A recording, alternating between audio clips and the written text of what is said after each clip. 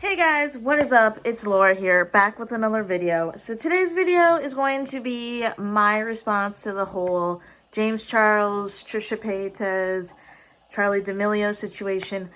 Honestly, I'm probably late to this because it's probably going to not even be news within a couple days, but I wanted to get my thoughts on it because it seems like it was kind of like the top story of this week. Like if you haven't heard about it, like you're either not on TikTok or just kind of living under a rock. But basically, don't mind the background noise. My boyfriend's defrosting some food. Anyways, so if you guys don't know about the situation, I feel like it got blown out of proportion. So basically, Charli D'Amelio, Dixie D'Amelio, Mark D'Amelio, whatever, they all have like a family channel, so they decided to do a video called Dinner with the D'Amelios, and they had a special guest. That special guest was James Charles. And then they ate dinner together. They had one of their private chef friends, and they were basically talking, eating, what have you. And there was like a couple comments that got blown out of proportion. One of them was that Dixie was fed a snail, and basically she like spit it out, threw it up, blah blah blah. And then the other one was that Charli was requesting dino nuggets. I mean, she was still eating the food, but she made like that offhand like sarcastic comment. And then how she was saying it would be cool if she got like 100 mil after like 1 year anniversary of getting 1 mil on TikTok. Like, wait, 1 million is still a lot on TikTok. I don't think people really associate like a numbers stance. Like, people were saying, oh my gosh, like these people are so like freaking rude. Like, I can't believe that she looks at us like numbers. And I can't believe that she would be so rude to a private chef and blah blah blah.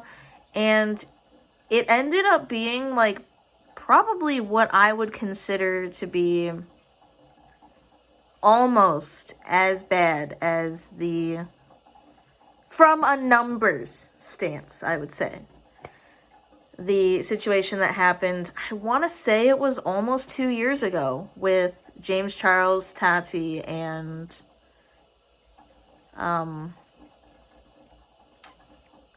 not Shane Dawson. I mean, Shane Dawson was kind of in that mix, but Jeffree Star. It was almost to that point where, in that situation, James Charles had lost a very, very large amount of followers in a really, really short amount of time. And then once more information came in and stuff was debunked, then Tati ended up losing a lot of followers and blah, blah. Definitely not to the caliber that James lost. But if it puts into perspective, Charli had almost, I think when the drama first happened, she was set to hit 99.5 million followers. And then it went to like 98.5. So she literally lost almost 1 million followers on TikTok. Like, it's hard to fathom that much loss in such a short amount of time. And then the day that I'm filming this, she just hit over 100 million because of new information that came out, or she made a proper apology video. I think one of the major issues, like the information in itself, like when you're looking at it from an outside view, I'm gonna admit it looks bad, but you have to see it from the view of she's like 16 years old. Her sister's like 19 years old. Like, I would imagine that if I were to get famous at such a fast caliber, they haven't even been famous for over a year. And they're more famous than most, if not all, TikTok stars that are on there.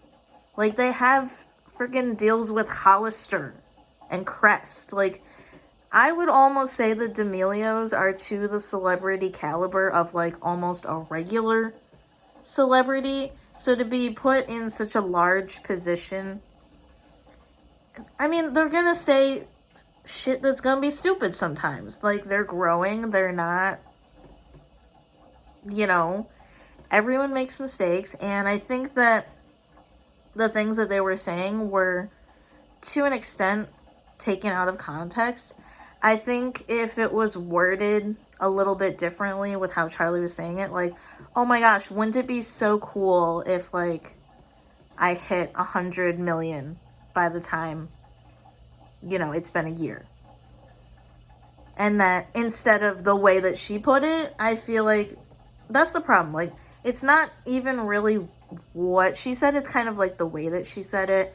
And even how she brought up, like, the use of sarcasm. Okay, I won't do that anymore. Unfortunately, when you have so many people watching you, even if you phrase something badly, it can be taken so many different ways. And I think what really caused, like, as many people to hate on her as they did was, I think that a lot of people, unfortunately, because she's the number one TikToker at the point, were almost waiting for her to have a scandal like this out.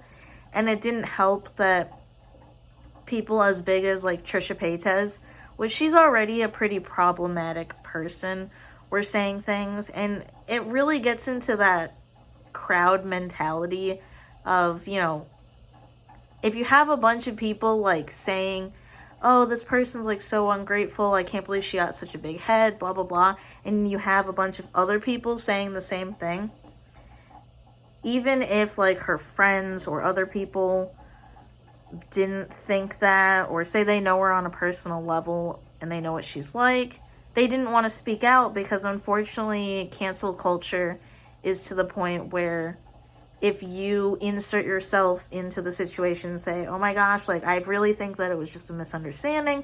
I think that she phrased things wrong. I think that the sarcasm just wasn't taken well. Then that person is also canceled. That person's like, you're just freaking saying that because you're her friend, blah, blah, blah. And it's really sad that cancel culture is to the point where I don't even know if it's like corona or what it is, but I feel like I see so many toxic comments, especially on TikTok Room, which I do follow because it's a platform where I feel like I can get a good, like, summary of what's going on without actually having to follow every single thing. But it's crazy to me that, like, people want and wait for drama, and unfortunately that's kind of how the YouTube community and the TikTok community is following suit. Like, oh my gosh, like, the tea is so dry today, like, can blah blah blah do blah blah blah. Like, that's kind of how it is. And when people have that mentality, when something is going on that is drama filled, they just take it and run, and that's kind of what happened. So for the most part, it seems like Charli's, like, follower-wise and everything, has completely recovered from this. And I think that she learned her lesson. I'm not saying that what she did was completely 100% right. I think that to an extent, you definitely, especially at, like I said before, at her caliber, need to phrase things in such a way because people can take things wrong. And the whole Trisha Paytas, James Charles situation, looking into that, I think what's interesting to me is that I almost wonder if calling her out, like, specifically was kind of a jab at, because when James spoke about it, he was like, the people around you. Like, he didn't just specifically talk about Trisha. He, like, brought up Trisha's friends, which I'm sure that's either a jab at, oh, the idea that Trisha has friends or blah, blah, blah. or a jab at the whole situation that happened to James, which was with Shane Dawson and Jeffree Star. I'm not sure which, but I'm sure that that has something to do with it. Otherwise, he just would have said specifically Trisha Paytas. But the whole situation from all sides, I feel like there's just so many more mature ways to go about it. Like, he didn't really have to say anything. Trisha definitely didn't need to say anything. And it just kind of created a snowball effect of, like, people just making it seem more like what it really was. And yeah, that's my thoughts on it. Feel free to say what you thought about the situation. I just wanted to give my points on it because I'm on TikTok a lot, so it's not like I can really avoid, this impending doom of TikTok drama. So yeah, that's gonna do it. Have a good day.